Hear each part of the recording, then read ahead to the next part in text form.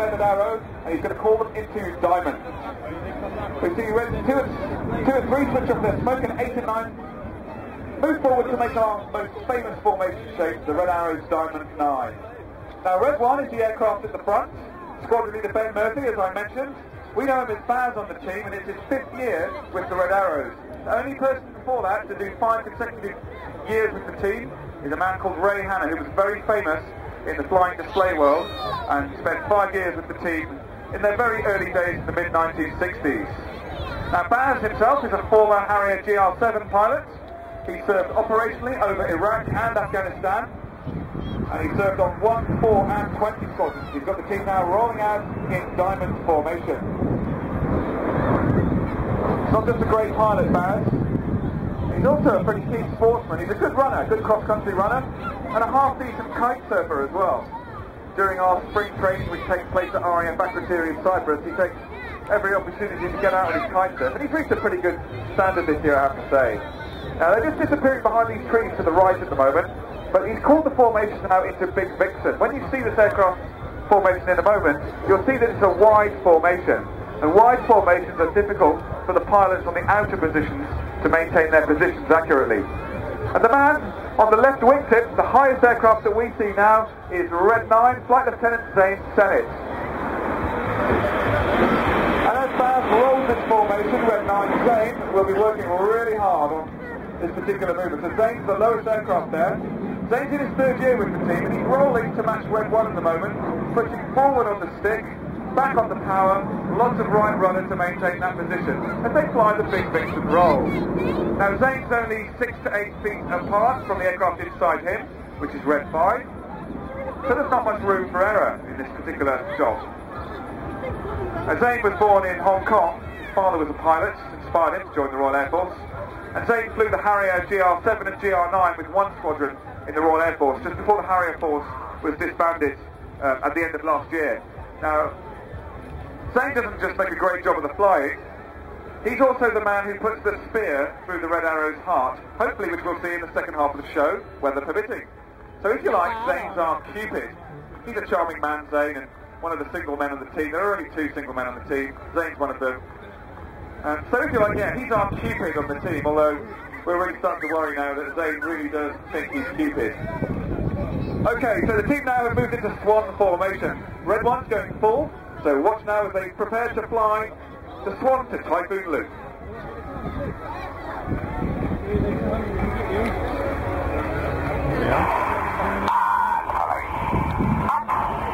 So that's the command from Red 1 to pull up there.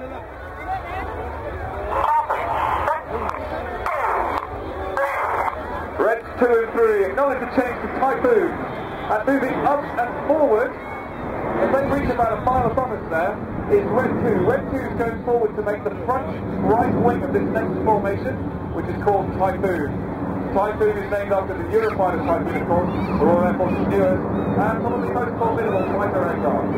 Red 2 is Flight Lieutenant Chris Lyndon Smith, known as Smiley.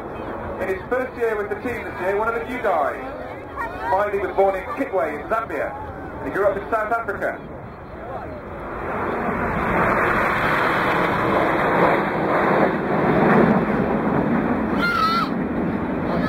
Yeah, so Smiley grew up in South Africa, where of course I imagine he spent his early days wrestling white rhino on the plains of the Kruger National Park. But he came back to the UK at the age of 10 and graduated from Wyndham College in Norfolk and joined the Royal Air Force to be a Tornado GR4 pilot, and he's seen operational service over Iraq supporting the troops on the ground there. Smiley, Red 2, like Red 1, is a good kite surfer. He's a British Kite Surfing Association Level 2 instructor, but most worryingly he reckons he's better than Red 1, which of course could be pretty damaging for his career, so good luck with that one, Smiley. Now I can't see the aircraft at the moment, but they're somewhere out on the right hand side. They're changing into Apollo formation, and it gives me a little chance to tell you about how we fly in close formation. Now traditionally the pilots all look at Red 1 throughout the entire display, and in formation you would normally watch the lead aircraft and react to its movements. If we did that in a big formation like ours, all of the pilots would be a little bit behind Red 1's movement through natural human delay. So everything is done on Red 1's voice commands, and we'll have a little bit of a listen to that as you watch the Apollo Twister. Yeah.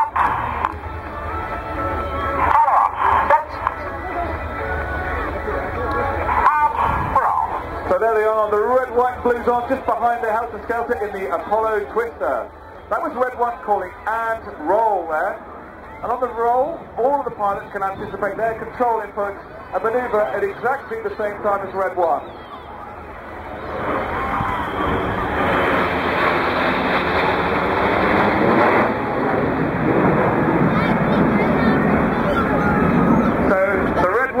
Smokes off, but this is the second half of the Apollo Twister.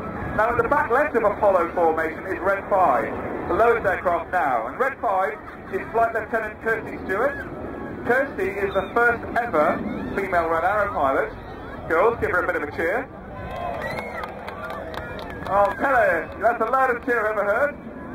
She is in her second year with the team this year, and she was inspired to become a pilot by her father, who used to fly Tornado GR1s, and he served operationally in the Gulf War of 1991. Well, she really did follow her father's footsteps because she too flew the Tornado GR4 in her case, and she too served operationally over Iraq. She was born in Lincolnshire, quite close to our home base, so being in the Red Arrows for her is really being quite close to home again. She's not only a great pilot, she's been a flying instructor on the Hawk at RAF Valley, where we teach new fast jet pilots in the Royal Air Force, but she's also a keen sportswoman and a capable one. She's a keen kayaker and rock climber, and she also loves mountain biking, and this summer we're hoping that finally she'll take the stabilisers off her bike. Okay, they're running in flanker formation now. Watch as Reds 4 and 5 roll to the back as they pull up and take place in Eagle.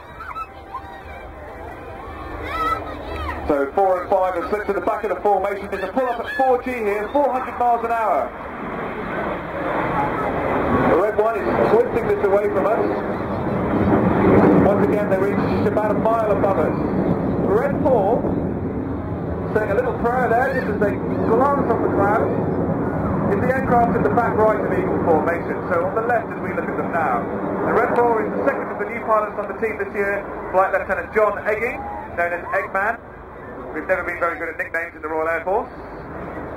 Twisting away from us now in Eagle formation.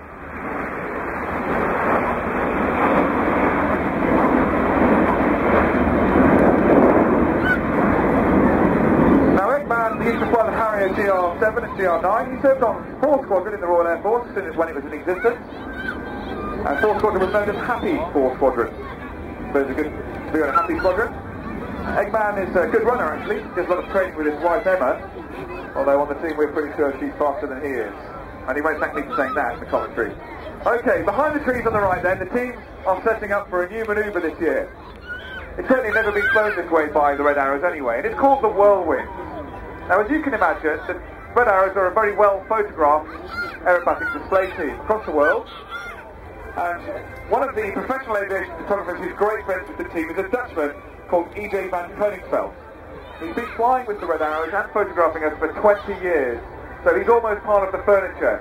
And he thinks the Whirlwind, the next manoeuvre you're about to see, is great. Well, I consider him to be a real authority on the subject, so I agree this is a great manoeuvre. You, though, could be the judges here at Bristol. And we're going to see them appear from the right in just a moment for the Whirlwind. So let's have a listen to the radio.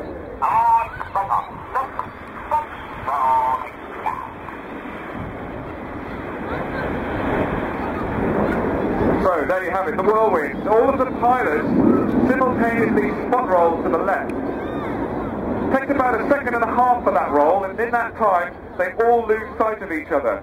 And believe me, that requires complete trust between the 9 pilots. We build that trust up through our 6-month winter training period.